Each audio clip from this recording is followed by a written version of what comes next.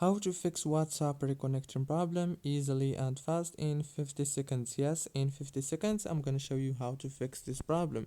So first thing, open the settings on your phone, go to the apps manager, and then go to the apps. Now this is the apps page. Right here you will find all the apps that you have on your phone. Go to WhatsApp. Now this is the app information page. Now click here on this permission option and enable all the permissions. Yes, all the permissions must be enabled.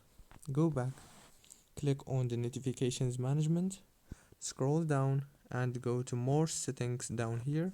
It will take you directly to WhatsApp.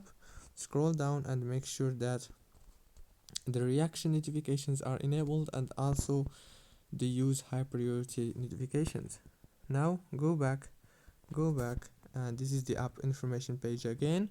Click on force stop, and that's it. Restart your phone and reopen WhatsApp. Don't forget to like, subscribe.